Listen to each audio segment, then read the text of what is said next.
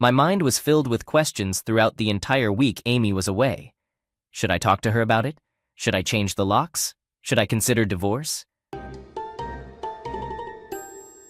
It wouldn't be simple to just throw away 4 years of marriage, but I couldn't tolerate her cheating, especially after we'd put so much effort into fixing things after the first time.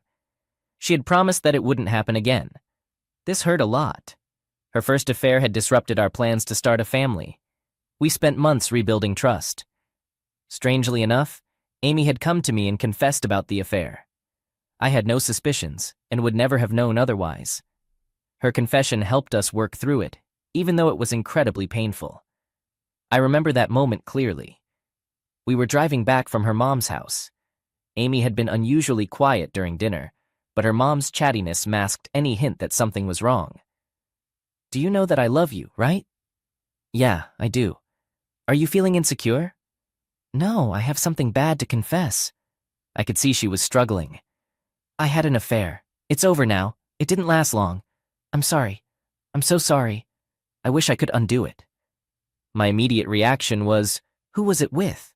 Why did it happen? Where did it happen? I'm glad I asked because in that vulnerable moment, she opened up and shared a flood of information. It turned out her friend Jesse's fiancé had been hitting on her. She agreed to meet him for a drink, claiming she wanted evidence to show Jesse, or at least that's what she said and partly believed. She told me she tried to discourage him and convinced him that he should want only Jesse. A couple of weeks later, when I was away on a business trip, she went to a party at Jesse's place, had a bit to drink, and they ended up having a quick sexual encounter in Jesse's bed. She saw him 2 more times, both at their place, before guilt overwhelmed her. She insisted she ended it. 2 months later, we attended their wedding. A month after that, they moved to Chicago. I can understand how it happened.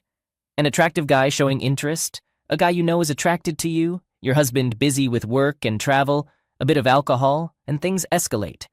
I struggled with the fact that it happened multiple times. It was even harder to accept that he was Jesse's fiancé. It might be a common occurrence for people to betray their best friends, but to me, that just showed a significant lack of character. How could she stand by as a bridesmaid celebrating her friend's wedding, all while secretly having an affair with the groom? Things went downhill between us in the following days. I didn't want to be at home, and I couldn't even bring myself to touch her. Whenever I tried, thoughts of how we had been intimate while she was involved with her friend's future husband would flood my mind. The fact that she had kept this a secret from me made me feel foolish and gullible. I cringed at the memory of congratulating him at the wedding and giving him advice on marriage, not knowing the truth. After about 2 weeks of hardly speaking, Amy asked if we could attend counseling together. She expressed her fear that I might leave her, that she had messed up irreparably, and that she had hurt me beyond forgiveness. The counseling sessions were tough, but after several months, I managed to distance myself enough from the mess that our relationship began to mend. A lot came to light during those sessions. Amy had been anxious about our marriage because of my frequent travel. I had been too passive in the relationship, avoiding discussions about our issues, and my silence had contributed to her feelings of inadequacy. It's interesting how something another person does can end up feeling like your own fault. I saw the counseling process as a way of distributing blame until it was evenly shared between us. For a while, the balance swung back and forth as we worked through our anger and denial. Eventually, we found a happy middle ground and started becoming happy again. The aspect of therapy that really stuck with me was the commitments we made to honesty, trust, earning trust, fidelity, and communication. I genuinely put in effort. I rearranged my travel plans so we could spend more time together later in the week. We even started working out as a team to make the most of our extra time. When I had long work hours, we'd make sure to have dinner together. But now, all of that was shattered. I stumbled upon her affair completely by accident. It was 3 a.m., and I needed to send a file, but my email wasn't working. Amy was asleep, so I thought of copying the file to her laptop, connecting to her work network, and sending the file through her work email. And that's exactly what I did. I happened to glance at the preview pane of her email while moving the mouse. There it was. "You are so unbelievably sexy." The sender was someone from her workplace, so my initial guess, despite my racing heart, was that it might be harmless flirting or a playful exchange. The rest of the email was brief, but it hinted at a deeper connection. I told myself, all right, let's not jump to conclusions. Maybe it's just friendship, possibly. I looked up the guy's name in her email. Oh no. There were numerous saved emails from him, and she had sent him a bunch too. I randomly chose one from him. Yesterday was the absolute most amazing time of my life. You are a goddess. That was a bad sign. Then I picked another, this time from her. It was about setting up a date and mentioned, Jack will be out of town. I have to be home by 10 for his call. And there was another from him. You are a bad girl, and I love it. This was infuriating. My anger started to boil over. The thought of, I should confront her right now, crossed my mind. I sat at the keyboard, debating whether I should read all the emails. I need some time to figure this out. My initial idea was to forward all his emails to my own account, but that might leave traces. Instead, I painstakingly copied each email onto my USB drive. I attempted to sleep, but the thought of sharing a bed with Amy was unsettling. Trying to rest on the couch felt even worse, as if my own wife, who had been unfaithful, was pushing me out of our own bed. Eventually, I found myself slouched at the kitchen table, skimming through magazines until dawn broke. After that, I jumped into the shower, woke up Amy, and told her I had a problem with a work document that required my immediate attention at the office. Then I left. Sitting at my desk long before anyone else arrived, I printed out all the emails exchanged between my wife and this guy Rob. These messages detailed a physical affair in the form of a lengthy exchange. It was clear that the affair had started 3 months prior, it was still ongoing, and my wife had no intention of ending it. This wasn't some casual fling. They were regularly and consistently involved. The shocking part was that Rob had taken pictures.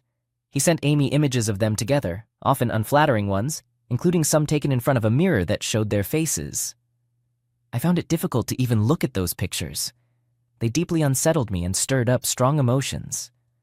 Another surprising aspect was that Rob and Amy were both attending the same conference the following week, from Monday to Friday, in Phoenix. They talked openly about spending a whole night together. However, they needed to be cautious about the timing because Amy had to make sure she didn't miss her scheduled calls with me. Those calls were part of the promise we made to stay faithful, open, and honest. It seemed that commitment might just be a meaningless formality to some people. I made the choice not to confront Amy right away.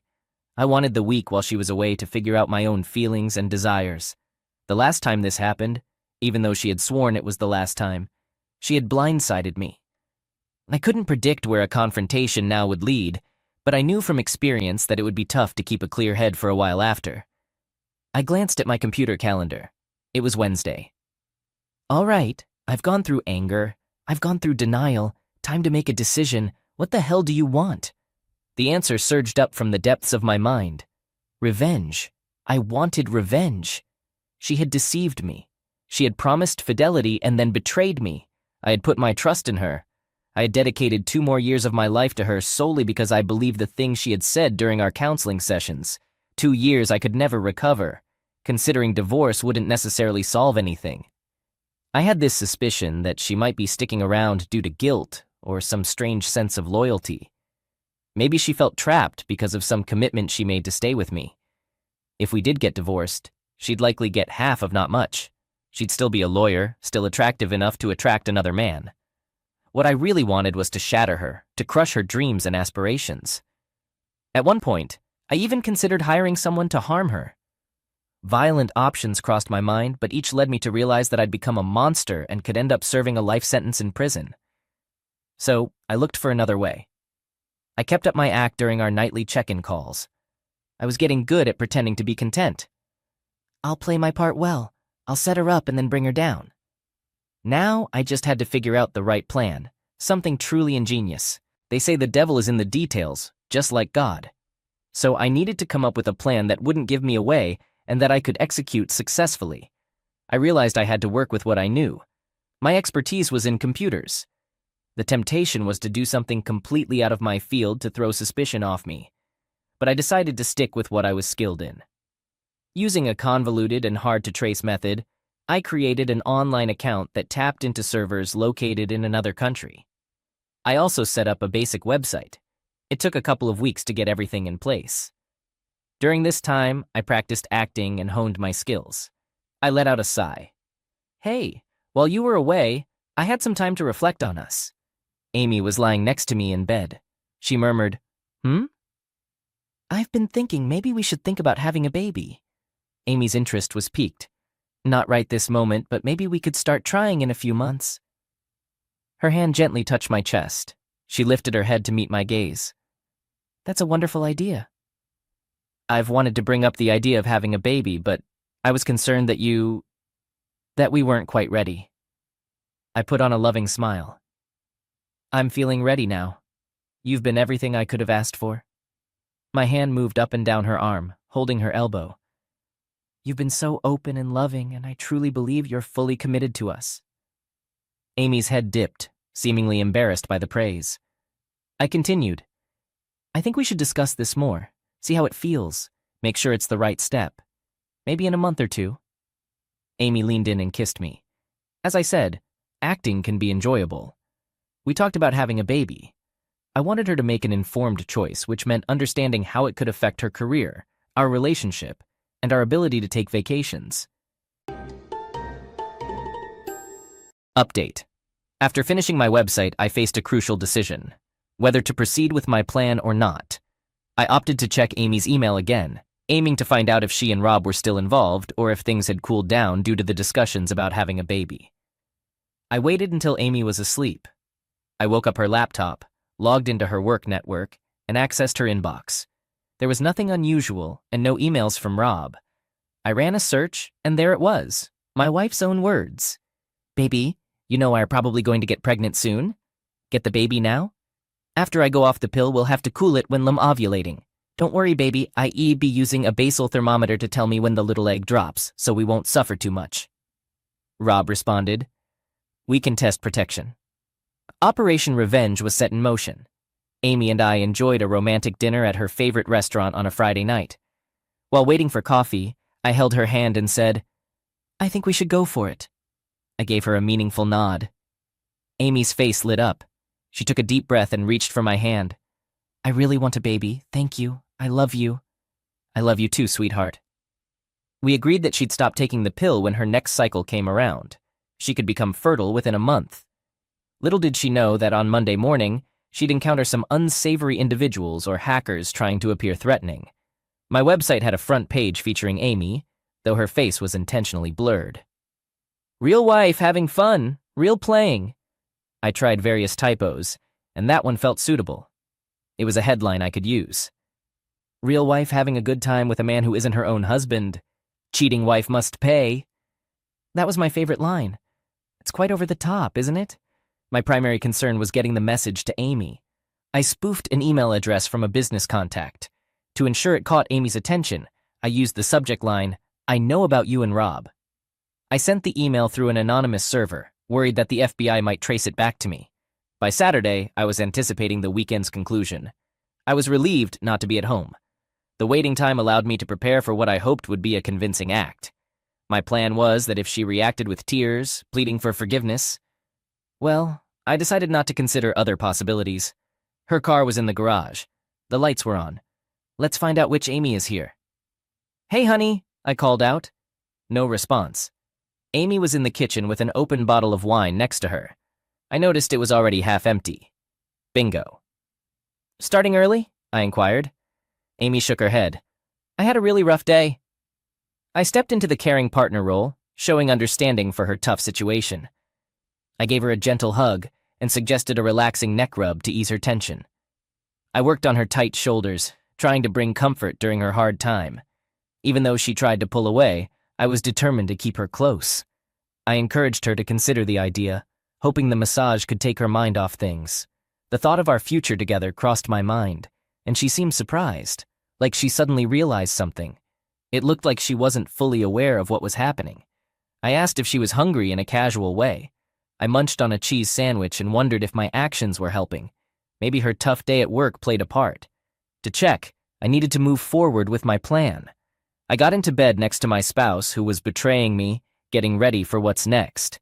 The email I received on Tuesday contained specific instructions, including both my email address and her parents' contact information. I opted not to grow overly confident, allowing Amy to believe she might face only minor repercussions. My intention was to draw out her distress, prolonging her discomfort. This, after all, encapsulates the essence of seeking retribution, maximizing emotional anguish. Her heart raced as she opened the email. Should I tell Jack? Should I pay? Paying might just lead to more demands, but not paying. What should I do? I repeatedly checked the website throughout the day and discovered that at 3:10 in the afternoon, she had paid the $500 to have her photos removed. I imagined she had been wrestling with these thoughts all day, struggling to decide. Unbelievable. Simply unbelievable, I thought. This plan is actually working. One of the most satisfying parts of putting a plan into action is witnessing what you had envisioned becoming a reality. While revenge is the ultimate aim, the process of planning and execution takes on a life of its own. Tuesday night wasn't a repeat of Monday. When Amy returned home, I wanted to gauge her mood. I greeted her at the door and, as a response, received a warm hug and a lingering kiss. Her happiness was evident, though somewhat forced. After all, she had paid the money but didn't know if the outlaws would hold up their end of the deal. Amy is truly an engaging companion. She's smart, we have great conversations, and she holds intriguing viewpoints. We cook dinner together, flirting, sharing food, acting like lovers. She thanked me for lifting her spirits, and it seemed genuine. Ah, this is the life. Later, we lay in bed discussing the possibility of getting pregnant. Her birth control cycle was ending in a few days, which meant waiting 2 to 3 weeks for her fertile window. "I can't wait," Amy exclaimed. "I love you with all my heart," she told me. Considering Amy's betrayal and the situation, the fact that we'd been through this before and were contemplating having a baby, made me reflect. Did I truly need revenge? This was on my mind during my daily run. Feelings of anger and pain. Should I rise above and forgive after making her experience suffering? Would it be more manly to divorce her and walk away? The answer surprised me as it emerged from the depths of my soul. I wanted to cause her pain. I wanted to shame her. I had no interest in transforming her into a genuinely faithful wife and mother. My desire was to disrupt her life in a way that would haunt her until her final day. And I wanted her to never suspect it was me, so she would always believe that I had been the innocent victim, that she had lost me and the family we had planned. So what am I? I questioned myself. I'm a man. I shook myself vigorously. I'm a man, I repeated out loud. I crave revenge. I want to harm someone. I want to get into a fight and leave someone suffering in agony. I slammed the car door shut and started the engine. Amy was about to face consequences. Wednesday, Thursday, nothing. I arranged it for Friday, a dreadful email. We would have the entire weekend to witness the chaos unfold. $10,000. She could stash away $500, but having to deal with $10,000 all at once was overwhelming. The deadline was set for Monday, noon her time, or else. My intention was to push Amy to confess. I wanted to hear her say, "Oh, Jack, I'm an ungrateful person who doesn't deserve you. I've lied and cheated. I'm worthless." That's the truth, though I wasn't expecting quite that conversation. A brave man faces death once, while a coward experiences fear countless times. At 11 in the morning, Amy's office number appeared on my caller ID. Despite the urge to let it go to voicemail, I answered, "Hey babe, what's going on?" "I need to meet you urgently." Her tone was serious. Instantly concerned, I asked, "Are you all right? Is everything okay?" "Please," she hesitated, and I thought I detected a sob. "Please come home as soon as possible." Instead of rushing back home, I drove around for an extra 10 minutes, blasting loud music. Amy was waiting at the door when I arrived. She looked distressed. Worried, I inquired, "What's the matter?" I tried to put my arms around her, but she held me back. Tears were streaming down her face, and her hands were trembling. I managed to stay composed. My wife, the woman I love, was on the verge of admitting her infidelity, her involvement in taking explicit photos with another man, and the fact that she was facing an extortion situation. Despite my seething anger, I managed to maintain a calm exterior. Although I could picture myself gripping her neck and shouting, "Give me back those 2 years, give me back my life, you cheating witch," I resisted that urge. Instead, I took hold of her trembling hands and offered reassurance, saying, "Whatever it is, you know I love you." My words seemed to catch her off guard. Then she abruptly turned and headed towards the bedroom. I went to the kitchen, refilled a glass of water, and brought it to the bedroom. There, I found Amy, lying face down on the bed, her body shaking with sobs. I sat down beside her, placed my hand gently on her back, and extended the glass of water to her. She declined with a shake of her head. My plan was to remain strong and silent, allowing her to lead the conversation. I raised my hand in a gesture to acknowledge her feelings. "I'm a terrible person," she began, placing her hand on my arm. I continued to maintain my silence, shaking my head to signal that I disagreed with her self-assessment and that she was still a wonderful person in my eyes. It was clear that she needed some guidance in the conversation. "Why do you believe that?" I probed gently. She hesitated before responding, "There are pictures of me, with someone else, not you." "Pictures, you mean?" I prompted further. Amy nodded. "You never mentioned there were pictures." She lowered her head in shame. "Are these recent pictures?" I played my role as a skilled actor, expressing disbelief by shaking my head. "Amy, who was it?" "Who?" I questioned, maintaining my facade. She cried even more intensely. I let go of my facade of concern and observed her without emotion. "You reap what you sow." I left the room. Seated at the kitchen table, I sipped a single malt scotch when Amy entered. She cautiously took a seat across from me. "You'll never forgive me?" she uttered. I scoffed. "After your promises?" "Do you want me to leave?" she inquired. I was on the brink of exploding. "No, I want you to explain to me why. I want to know why you lied to me. I want you to tell me what I did to deserve this. You didn't do anything wrong. I feel so ashamed." She buried her face in her hands and tears flowed again. She only revealed his name when I specifically asked for it. "He's married." In those moments, I gained a clear perspective on Amy, and the realization washed over me that I understood her reasons for the affair even better than she did. She was an actress, and she had a need to act. Juggling an affair while upholding a seemingly happy marriage was, to her, a tantalizing acting challenge. She was attempting to play dual roles, the devoted wife and the secret lover, the exceptional mistress and the outstanding spouse. In her vision, she would eventually transition to being the perfect mother while maintaining a role on the side.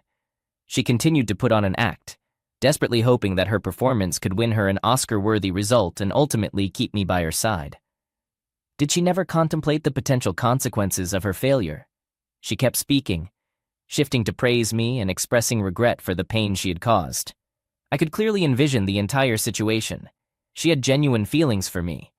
Like the tale of Adam and Eve, she had succumbed to a state of wrongdoing. Eve consumed the forbidden fruit, and the knowledge within it consumed Eve. I had no uncertainty that Amy had gradually fallen into the affair, starting from friendship and playful interactions, fueled by his need to escape grief and her unspoken concerns about my commitment to starting a family together. Then progressing to communication, and then further steps, until it led to more. Until Amy found herself portraying a role, playing a part, all the while oblivious to the fact that the role had consumed her. Final update. As I looked at Amy's vulnerability, I felt a deep connection with her. Not as spouses or lovers, but as individuals caught in an unending cycle where we possess knowledge but lack the wisdom to navigate it, where we have desires and the determination to resist, yet lack the strength to triumph. Amy had done her best to cover up the wrongdoing. "Why are you telling me this now?" I inquired. "The pictures, She couldn't continue. I realized she had mentioned the pictures initially, but hadn't elaborated on them. "What exactly are these pictures?" "Pictures of me doing it." I was visibly furious. Images of my partner engaged in that act would enrage any man. "Were you out of your mind?" I snapped. "What on earth were you thinking?" This was the horrifying reality beyond her hopeful facade. She disclosed that it was his suggestion. The pictures excited him. I had already gathered as much from their emails.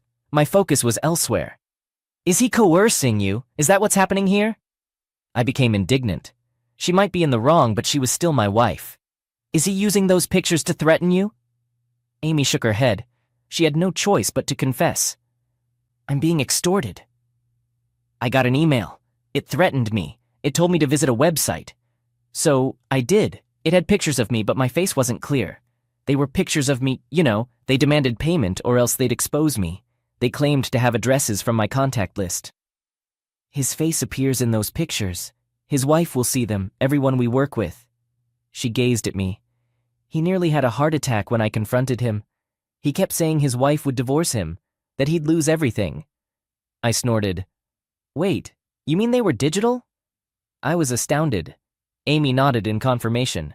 You foolish... I trailed off. Don't you realize, obviously you don't realize, I added with emphasis, that digital files can be traced?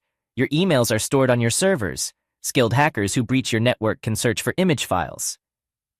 Silence. I waited, mulling over the issue. If it wasn't your boyfriend, I said the last word with disdain, anyone might have gotten hold of a password or cracked it.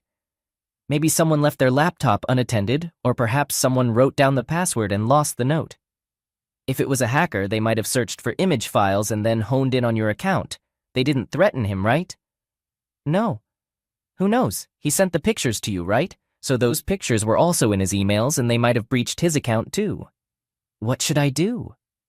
Amy's question sounded half-assed and half-pleading. You haven't told me the whole story yet. They demanded $500 and said if I paid, they'd remove my pictures from their website. $500? You've got to be kidding me. What's the name of this website? I expressed frustration. Let me take a look. Maybe I can figure out what's going on. She shared the site's name with me. I went to my computer and entered that name. I also searched for it on Google. No results came up. No website with that name exists, I called out to her. Did they provide a URL or a link to click on? I inquired. A link. Probably some made-up name. Can you access the email they sent? Amy retrieved her laptop from her bag, placed it on her desk, and logged into her work email account. Send that email to me. Actually, wait. If I forward it, the link might just turn into text. Let me take a look. I leaned over her desk, opened a new email, addressed it to myself, and then copied the threatening email along with its link into the new email. After sending it, I returned to my desk. The email popped up a minute later. I opened it and clicked the link, with Amy standing behind me. As the words cheating wives appeared on the screen, I glanced back at Amy, and she instinctively moved back a bit. I put on a show of reading the text. Who the heck are these jerks? Have you paid them yet? I paid them $500, Amy replied. How? I charged it to my Visa. They had a credit card link. I thoroughly explored the website. I don't see your picture here. They said they'd remove it if I paid. I looked at her, urging her to confess. Come on, tell me why you're revealing this now. Don't make me drag it out of you. Earlier today, Amy turned away. They sent me another threat. If I don't pay them $10,000 by Monday, they'll share the pictures with everyone. Oh my God, is that true? Amy nodded. She suddenly broke down. I've messed up everything. I can't believe this is happening. She slumped onto the floor. This isn't how I wanted my life to turn out. You know what I'm going to do? I spoke in a gentle tone. No. I'm going to divorce you. That's my plan, Amy sobbed. What's your response? You get what you give, honey. Every good thing has its end. Will you pay? I inquired. I'm lost. I've lost you, she said, raising her head. What should I do? They demanded how much? $10,000? They won't stop, I noted. I'm aware, she replied. I wouldn't mind if I hadn't lost you. Friday afternoon faded into evening. I dozed off. When I woke up, Amy was in the den staring at her computer. I can't make the payment, Amy confessed. I just can't, I grunted. I saw that coming. $10,000 is a hefty sum to part with without certainty. Maybe they're bluffing, she mused. If I tell everyone about the pictures, it's almost like they've already been shared. Amy, I can't believe you did this. We were thinking of starting a family. I don't know if I'll ever be able to move past this. On Monday morning, the final step of Operation Revenge was set up. An email containing all the pictures and some of the most explicit conversations. I didn't waste any time. I sent it to everyone on her contact list, including family, friends, and colleagues. I didn't wait until noon either. I gathered my belongings and loaded them into my car. Some might expect me to stick around to relish the aftermath, but witnessing Amy's struggles would only bring me sadness. The facade of the outside world as an illusion could no longer be maintained. It was time for me to leave. Amy's life unraveled. She had to leave her job and suffered professional and social humiliation. People mocked her, some turned their backs, but many were empathetic. Love is intricate. I loved Amy and she loved me, but her lack of self-control made our marriage untenable. Divorce proceedings were underway. I also worried about her attempting to get pregnant to tie me down. The divorce was finalized. Our possessions were easily divided. We sold the condo and split the proceeds. Amy echoed her previous sentiment, having you is all that matters. However, having me was no longer an option. Truthfully, we stayed in touch. Her lover faced even worse consequences. His wife couldn't forgive his public humiliation and took him for all he was worth. I felt no sympathy for him. Amy and I started drifting apart when I met the woman I eventually married. Balancing a relationship with my new partner while still being connected to Amy was challenging. Amy reached out with a note when she remarried. She expressed that she still had feelings for me. It's been years since we spoke, and honestly, I don't really care about her life anymore. Currently, Pilar and I have 2 kids, aged 3 and 5, and we're actively working on adding a third to the family. Pilar is fully aware of my past, including all the details about what transpired with Amy. We've had open discussions about it. Pilar knows I'd react strongly if she were to ever cheat, and similarly, I know she'd react even more intensely if I were to betray her. The point I'm trying to make is that seeking revenge should be kept in perspective. It's essential not to let the desire for revenge consume you entirely. Getting back at Amy actually helped me grow stronger and, I believe, become a better person. I faced the depths of pain and emerged into the light. I've experienced intense anger simmering within me. Now, when I hold my precious daughters, I'm fully aware of the profound and all-encompassing beauty of unconditional love.